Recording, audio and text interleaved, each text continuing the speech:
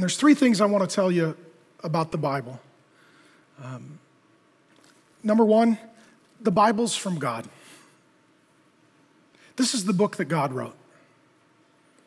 One of the ways we know that is something called prophecy, that in the Old Testament in particular, 25% of the time, what is written is prophetic in nature, telling the future, oftentimes in great detail. Only God knows the future, only God rules over the future, only God can bring the future into reality.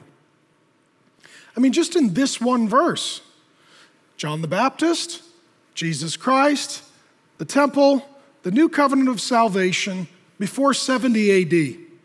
That's a lot for one verse. Would you give me that? For those of you who would say, this is not the book that God wrote, then I would push the burden of proof to you and ask, then who wrote this? This was written 400 years before it happened. If I told you in 400 years who was running for president, where they were born, and who their running mate would be, and I nailed it, that would be amazing. This prophecy is more amazing than that.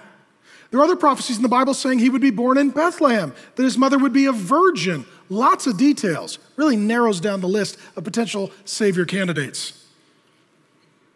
This is the book that God wrote. Number two, this book is the only book that God wrote. It's unique.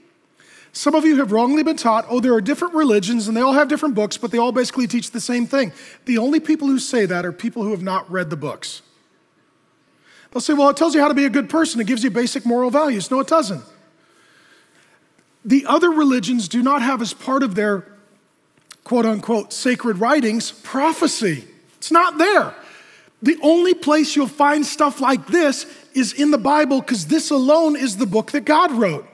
And I'm telling you this because bedrock at Mars Hill is we believe the Bible is the book that God wrote, and we base everything on that conviction. We begin with that assumption.